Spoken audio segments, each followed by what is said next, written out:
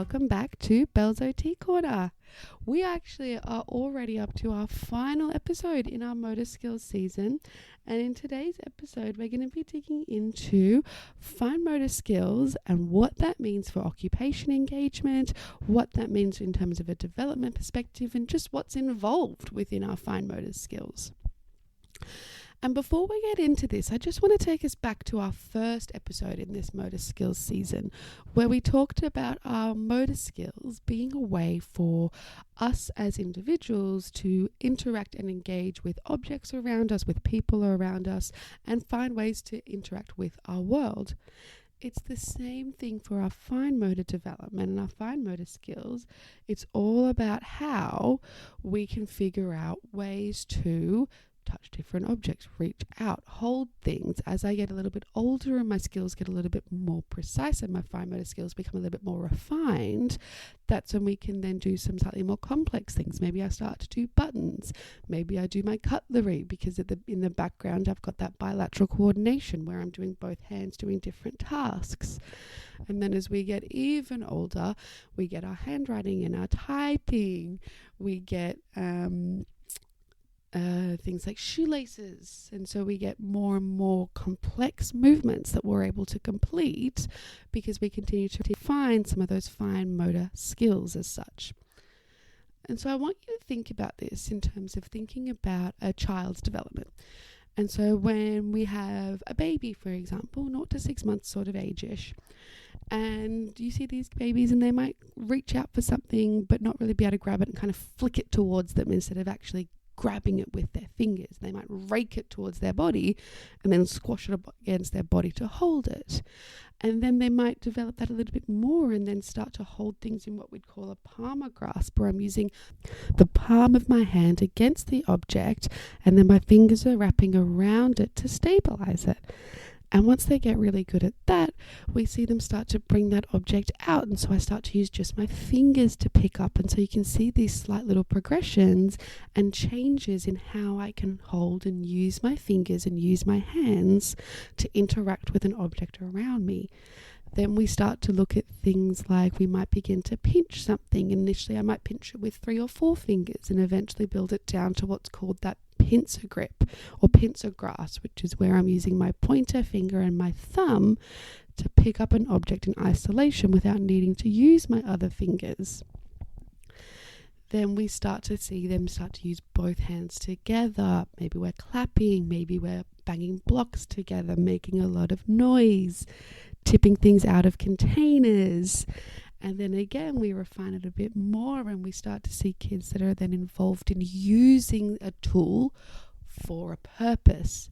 And so instead of just, it's a little bit when we start to bang things, but this idea that instead of just picking something up, I'm using it to do something else. So I might pick up a crayon and use the crayon to draw. I'm starting to build this idea of tool use as I interact with the world. And then we see your pencil grasp will change because again, when you see a child first pick up a pencil, it will be more of that palmar grasp, my pencil against my palm and all of my fingers wrapped around. And eventually as I become more confident and I start to build some of those fine motor dexterity and a bit more precision, we then see that turn into a tripod grasp for some people. For some people for handwriting, and we'll get into this in a later season, but for example, I do not hold my pencil in what would be called a tripod grasp. Mine is modified because I have some hyperflexibility in some of my joints, and therefore that is what's comfortable for me. But what we see for the fine motor development is that we move from this palmar grasp into getting a functional grasp that is comfortable to write with. The other fine motor skills that we then see kids progress into would be things like using scissors, doing handwriting instead of just scribbling, starting to do buttons and shoelaces, and all of these then require that little bit more fine motor control and precision. So that's kind of the development of our fine motor skills, and I want you to think about it as this idea of figuring out how to use our hands to interact with the world, and how I can use my hands to achieve what I want, be it dressing, playing, eating, whatever the occupation is that we're doing, how can I use my hands to engage in that to get the outcome that I want? So what we're going to do a little bit now is I want to talk about some of those kind of buzzwords that you might hear around fine motor skills, give you a bit of an understanding of what they mean, but then we're going to get into the real nitty-gritty of the important side of our fine motor skills, and that is that occupation side. So some words that you might hear around our fine motor skills are things like dexterity, in-hand manipulation, fine motor control, strength, endurance. There's lots of different little buzzwords that go around with it, and I thought we'd just break them down into what they are. So let's start with the ones that we already know. We still need that awareness and planning, so we still need those components of motor planning to impact upon our fine motor skills. We still need that coordination, and when we talk about our hands, that coordination is that idea of being able to coordinate my fingers. So am I coordinating all of my fingers at the same time to do something? And if you put your hand in front of you and open your palm, if you bring all of your 4 fingers towards the bottom of your palm at the same time, well, that's coordinating all of those fingers to move at the same time. Or am I coordinating fingers in isolation and they're doing different jobs? In which case this would be something like if you're trying to hold lots in your hand, or if you're trying to do buttons, or shoelaces. Even when you're handwriting, you've got different fingers doing different things, different type of coordination. Now, muscle strength. The different little bit with muscle strength when we look at our fine motor skills is we're not using our big muscles anymore. And what I mean by big muscles is and if you think back to that first motor skills episode, we talked about kind of having that strong core and that trunk, those branches through your strong shoulders and that stability through your shoulders and your arms.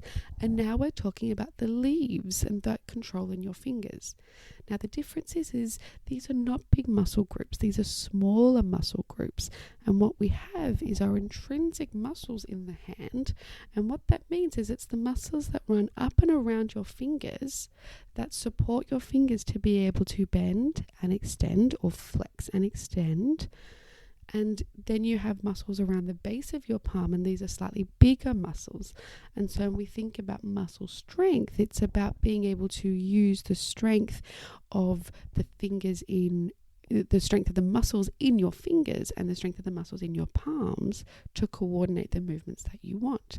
And so if we see kids that might have poor muscle strength, and that might be because you're watching them and they're really trying to push on something and they just can't get the strength to do it, or they get tired really easily, so they start to do a fine motor activity, and this is typically a play activity that has a fine motor component, but you notice that they just give up really quickly, their muscles get tired really quickly.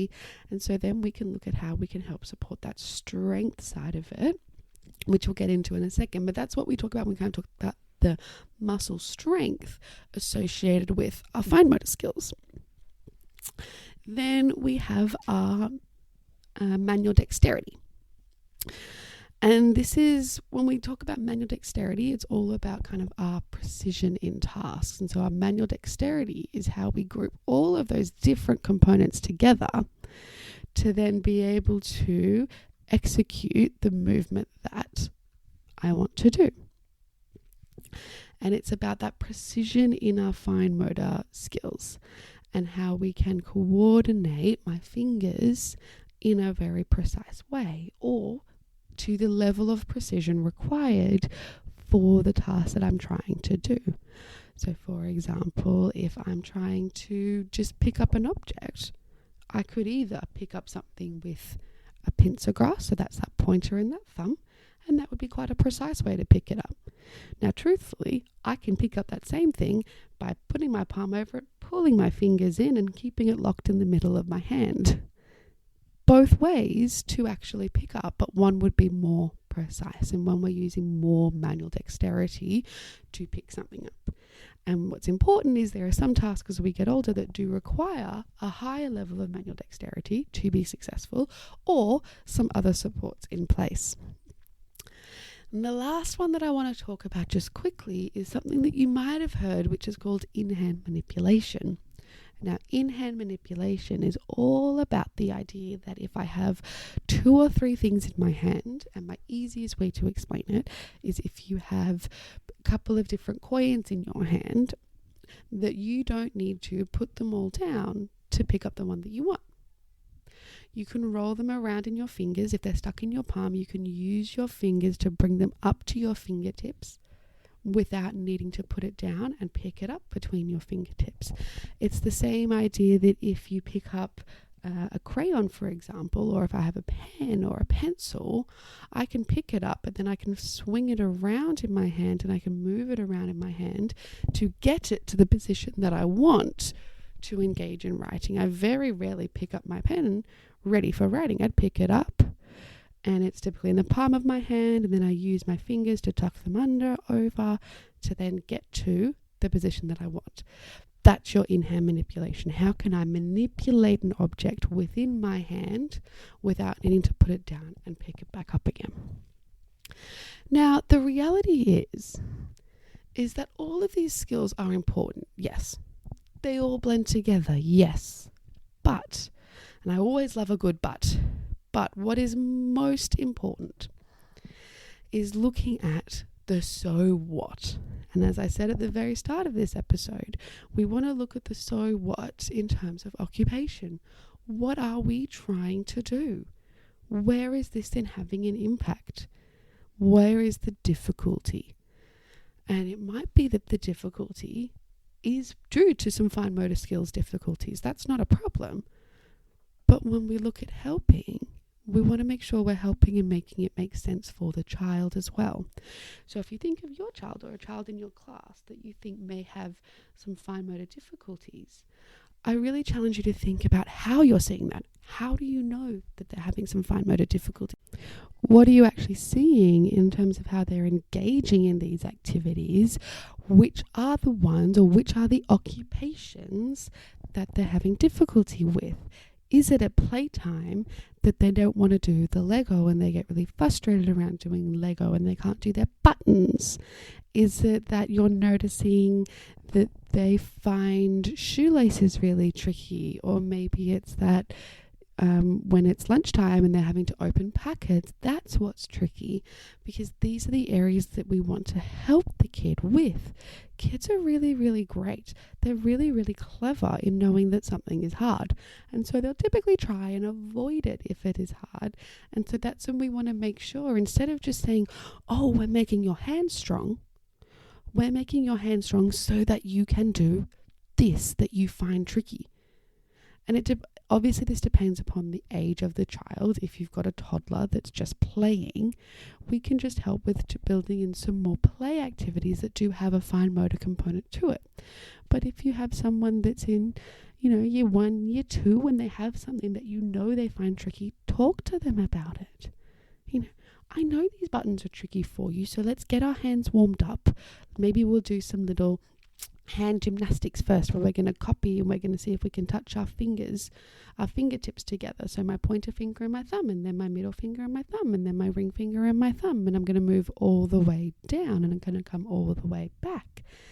Because if you think back to the episode last week, slowing down these movements helps with that motor planning component. If we do some activities where we can just sit there and look at our hands and see what we can make our hands do, little shadow puppets are fantastic for this, where you use your hands to make different creatures in the shadow on the wall. Finger puppets, also great for this because it's playful and it's fun. But we're still looking at how can I isolate and move my fingers slightly differently? How can I give my brain extra practice of moving my fingers differently to then come back and make sure what we're doing is practicing the activity? And so it's this kind of seesaw and balancing of having enough just fun, fine motor games, or games that have a fine motor component, or activities that have a fine motor component, and then making sure we actually practice the thing that is challenging, the activity that is challenging, so that we can break that down and help them feel confident in doing this. And so we're going to talk through some of these occupations now, and then we're going to wrap up this episode, and it sounds like it might end up being a nice, short, sweet one to finish out the season. but let's see how long we go. So if we think about some of these occupations now, our fine motor skills impact on so much. And that's the reality, because we use our hands to do so much. On a day-to-day basis, I'll use my hands to type, to cook, to make food, to make a sandwich and spread some butter in things. I'll use them to get dressed, do my buttons, do my shoelace, open doors with keys, I should say. Heaps. The list goes on and on and on. If you start to notice how much you actually use your hands for, it's almost everything. And so then this is why we want to break down what's the occupation, and we think about kids. The biggest one is play and engagement in play. Do they like Legos? Do they like building towers? Do they like doing threading? Do they like scribbling and drawing? Do they like Play-Doh and squishing and mashing that and making different things out of Play-Doh? All of these play-based activities. And then we get into the scribbling and the handwriting, which we're not going to talk too much about today. I will do a separate season on handwriting. And then we have the self-care elements of dressing and buttons and zippers and shoelaces and all of that fun bits and pieces. And then we have some of those more school-based skills of handwriting, I said, but using scissors, using paintbrushes, as you get older, using different bits of science equipment. So you can see there's lots of different things. And in terms of the so what, if you have one big takeaway from today, I want you to think of it as the balancing act that I said. So let's practice the activity itself, and let's practice some different games. And so first we're going to break down a couple activities, and I'm going to talk through a couple examples for you so you can start to hear some of the language that I might use and different ways you can approach a situation. So let's say we're having difficulties with buttons, and I'm finding buttons really tricky, and you think that it might be because you've got some fine motor difficulties because the fingers just tend to go everywhere and they're not quite doing the right job. So the first thing I would do is I'd talk about it. Okay, so what do we need to do? Let's make this plan. Let's figure out what actually needs to happen so I have this understanding. Does the button need to go from the back of the shirt to the front, or does it go from the front and push down? And ask these questions to your child. Talk about it together and make it silly. Put it into the wrong hole, put it in an upside down and go, oh, no, that didn't work. Show your child making some mistakes and then figuring something else out. And then once they have the plan and they understand what's happening, then we can get into okay, so what hand is going to do what job? What hand am I going to use to hold the button? How many fingers am I going to use to hold the button? Okay, so I've got that figured out. Now, does my other hand need to do anything? Oh, it should hold the shirt. Okay, so now let's try that. And then you go, okay, so it tried the shirt, but it didn't work. And I think it didn't work because the button twisted too much.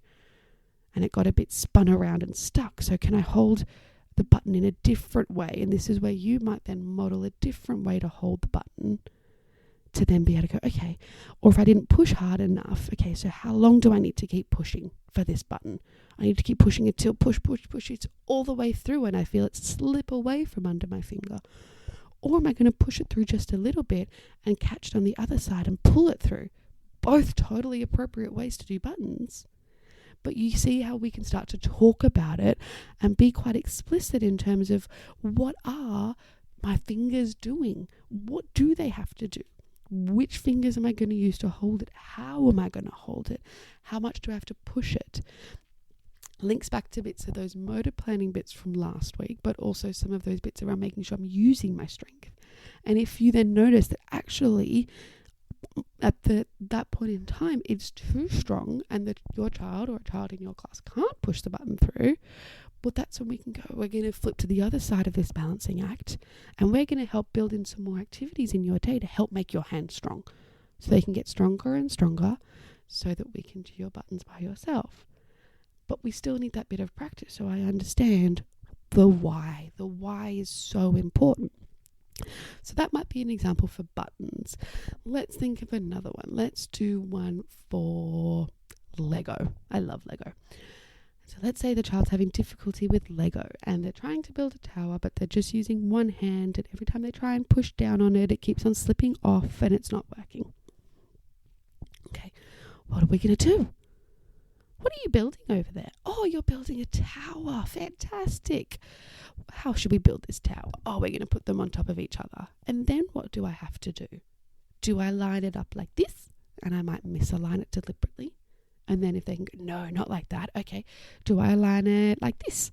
And I'll do something silly again. No, not like that. Okay.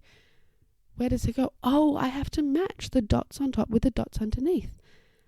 Okay. And then when I put it on top, and I might use the palm of my hand and smash down on it. Oh, that didn't work. That broke the tower. That's okay. I can fix it quickly. Now let's have a look. What else could I try? And so we start to help them do this thinking of what fingers, what hands can I use to build? Where can I put it? Where could it go?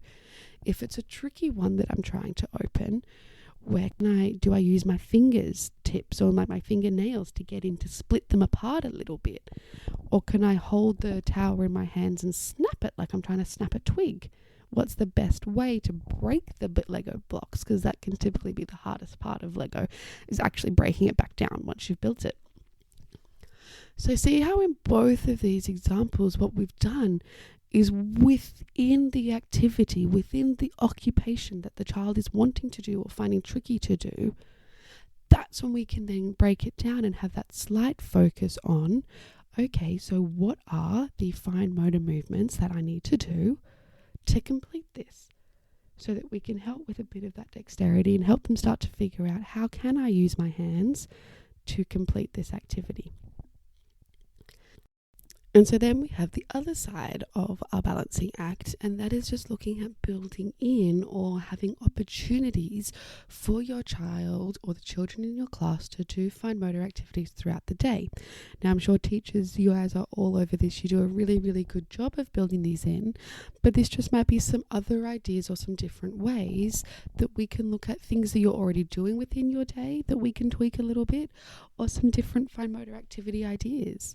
Now, the truth is, if you jump on Google and you search fine motor activities for insert age group, you will find many, many, many, many, many different options. Some that require a fair bit of prep and work, and some that are relatively quick and easy. And so we're just going to talk through a couple today, because, as I said, there are so many out there. And if you do ever have some difficulty finding some, there's a feature on the podcast where you can send me a text message, or you can message me on Instagram and I can point you in the direction of where you can find some. So what are some ones that you can do? Now, my favorite is getting the children involved in things that you do. So cooking is a great one. Cook with your child, because then they can roll it out. They can help mix different bits and pieces. They can squish different bits of pieces. If you're doing cookies, you can use your fingers and push different patterns into the cookies. It's a great space to build lots and lots of fine motor skills, and lots of other skills, but particularly lots and lots of fine motor skills. If you think about younger kids, peeling stickers and putting stickers on different things is a fantastic one for our fine motor skills. Stringing and threading, and this does not mean you have to go out and get a threading kit. You can use pasta and string. It can be as simple as that, and you can make beautiful pasta necklaces, or you can use Cheerios. They're really great too, like little bits of cereal that you can string and put something through. You can be nice and creative with how you do it, but this idea of that threading part can be fantastic. Getting kids involved in washing with you. Doing pegs on and off the clothesline are fantastic to build some of that strength that we need, because you've got to squeeze and put it back on. And for younger ages, using tongs are a great one. So maybe you can have them help with tongs in the kitchen, or while you're cooking, they can have their own set of tongs and they can do their pretend cooking and move little pom-poms into a little cake tray and put it in the fake oven, and see how you can make it nice and fun and playful, but they're still using those tongs and still building up some of those strengths and skills. But yeah, for older kids, washing and doing pegs, particularly if it's for lighter objects. So underwear is a great one. Socks are a great one. As the objects get bigger and heavier, it's going to be harder to coordinate and complete, but the smaller ones, fantastic. Doing, as I said before, little finger puppets are a fantastic one. Popping bubbles and seeing if they can pop it, if they're doing really well and you've noticed that they find it difficult to isolate different movements, instead of whacking their hand to pop it, can they pop it with your pointer finger? Can you pop it with your pinky finger? Can you pop it with both hands together? So we can start to tweak these games just to practice different movements. Doing puzzles are fantastic at whatever level the child is. And if you want to add an extra fine motor component to it, hide the puzzle pieces. Put the puzzle pieces in a container. If they're finding it tricky to open containers, well, let's make it playful, and we're going to have to go on a scavenger hunt to find the puzzle pieces to put them in. Using a bit of therapy and wrapping it around the puzzle pieces, so they have to dig the puzzle piece out, or burying puzzle pieces in kinetic sand, so they have to dig to find these puzzle pieces before they can build the puzzle. Scissors and doing any sort of cutting is also a great one to build up some of that strength and some of that fine motor skills. Doing different pegs and pegboards, also really good. And then as we get older, we can look at things like doing origami, using hole punches, using squirt bottles, so having them help with cleaning the windows. Fantastic one. Make a mess all over the windows, do some shaving foam fun, and then get a spray bottle, fill it with water or a bit of cleaning product, and have them spray it down. Or if it's summertime and you've done some chalk painting outside, or chalk drawing, outside, get the spray bottle and use it to clean different things. Also really nice. And as I said, the list can go on, but think about how you can just make those little tweaks to what you're already doing in your day-to-day to have those increased opportunities. And the biggest one is if they find it tricky, and that they're going to find their buttons tricky, or whatever the occupation is, allow a little bit of extra time so they can have that one attempt, maybe even 2 attempts, before you then have to step in because we have to get out of the house on time. Alrighty guys, that is it for our fine motor section. And if you think about some key takeaways, number 1, I want you to think about and being this kind of occupation focused, so that if we're thinking, instead of just saying we have fine motor difficulties, or I'm concerned about my child's fine motor skills, which is totally valid, but I challenge you to think I'm concerned about my child's fine motor skills because they're finding these activities really, really tricky, because they're the activities that we want to work on. You also now know a little bit more about what goes into our fine motor skills, from that motor planning bit, figuring out what hands need to do what, being able to use the right strength, and doing those bits of in-hand manipulation. And as always, my biggest takeaway, number 1, is make it fun. Play is so important for kids, and we want to be doing everything within play where possible. So even if we're practicing the task, or we're practicing the occupation that they find challenging, make it silly, make it fun, make it engaging. If we're looking at different ways to build in different fine motor things, instead of, we're going to sit here and use some Play-Doh to make your hands strong, maybe we're going to become bakers and we're going to make some cookies. Maybe we're going to be archaeologists and we've got Play-Doh on top of something and we have to dig down to find a bone or find something else. Follow your child's interest, but build in that element of fun so they don't even notice they're doing the hard work with their fingers. And then at the end, you can sit there and go, wow, look at that. Your fingers were so strong and you did that all by yourself without needing any help from me. All right, everyone, I hope you have a fantastic week. That wraps up the end of our motor skills season, which is crazy. That is season 2 already done. Go follow me on Instagram and I'll let you know what our next season will be all about next week. And then we'll jump into that one in 2 weeks' time. Have a great day, everyone. Chat soon. Bye.